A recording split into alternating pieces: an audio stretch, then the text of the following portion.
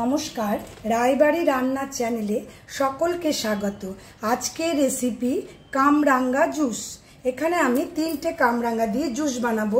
দেখবেন বাচ্চারা মাঝে মধ্যে কোল্ড ড্রিঙ্কসের বায়না করবে বা যে কোনো জুস আমাদেরও ভালো লাগে, তখন যদি বাড়িতে থাকা এই জিনিস দিয়ে জুস বানান, বিশেষ করে কামরাঙ্গা ভীষণই উপকারী। যখনই বাজারে পাওয়া যাবে জুসটা অবশ্যই বানাবেন। অনেক কিছুই রেসিপি বানানো যায়, তবু এটা খুব সুস্বাদু রেসিপি আর একটু পাকা পাকা, এগুলো খুব মিষ্টি হয়। জুস করবার জন্য কিন্তু এই কামরাঙ্গাই আমাদের চয়েস করতে হবে। কামরাঙ্গাকে কিন্তু স্টার ফ্রুটও বলে। দেখুন কাটার পরে পুরো আমাদের স্টারের মতন দেখতে লাগবে। এভাবে কেটে নিই। কামরাঙ্গার খোসা ছাড়াবার দরকার হয় না, ভালো করে ধুয়ে শুধু এই শিরগুলো বাদ দিয়ে দেবেন। এভাবে দেখুন 3টে কামরাঙ্গাকে কেটে নিলাম। চলুন এবার শরবত বানানোর জন্য সিরাপ বানাবো, সেটা একটু দেখিয়ে দিয়ে গ্যাসে চলুন।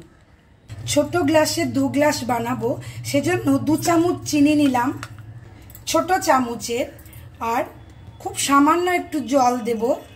চিনিটা শুধু মেল্ট হবে আমাদের, এই জন্য ছোট পাত্র নিয়েছি। শুধু চিনিটা গলে গেলেই হয়ে গেল। এক্ষুনি এটা চিনিটা গলে যাবে, তাহলেই আমাদের কাজটা হয়ে যাবে। এভাবে দেখুন শুধু চিনিটা আমার গলে গেল, তাহলেই চলবে। এবারে সিরাপটা একটু ঠান্ডা হোক, তারপরে জুসটা বানাবো।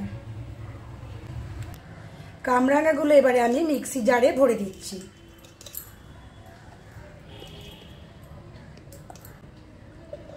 অল্প জল দিয়ে দিলাম।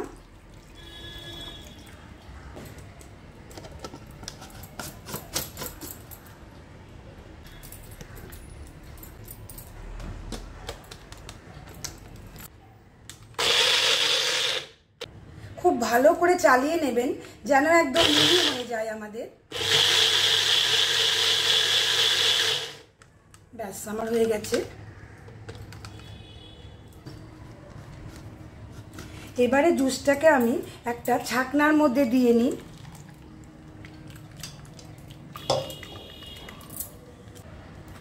ভালো করে ছেঁকে নিই।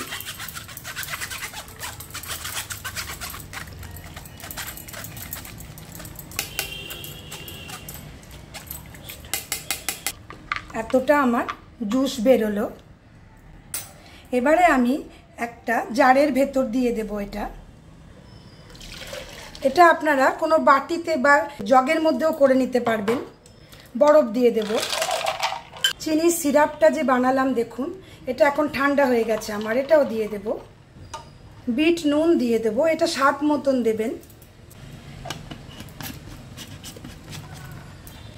এবার আমি খুব ভালো করে ঝাঁকাবো। মিষ্টির মাপটা নিজেরা একবার দেখবেন। আমি যেমন দিলাম তার থেকেও যদি একটু বেশি দেন কোনো অসুবিধা হবে না। কেমন ঝাঁকানো আমার হয়ে গেল। এবারে আমি গ্লাসে ঢেলে দিই। গ্লাসের ভেতরেও এ সময় বরফ দেওয়া যাবে, পুদিনা পাতাও দেওয়া যাবে, কিন্তু আমি আর দিচ্ছি না। আমি একদম সিম্পল বানাচ্ছি। পুদিনা দিলে গন্ধটা একটু আলাদা হয়ে যায়, সেজন্য আমি দিই না। 2টো কামরাঙ্গার টুকরো আমি রেখেছি শুধু এভাবে সাজিয়ে দেব বলে। এভাবে দেখুন শুধু টুকরো করেছি। রেসিপিটা অবশ্যই ট্রাই করবেন। যদি ভালো লাগে please like, share, comment and subscribe my channel. Subscribe করে পাশে থাকা বেল আইকন অবশ্যই প্রেস করবেন নতুন নতুন রান্নার নোটিফিকেশান পাওয়ার জন্য। আজকে এই পর্যন্তই। কামরাঙ্গা জুস এনজয় করুন। সকলে ভালো থাকুন। নমস্কার।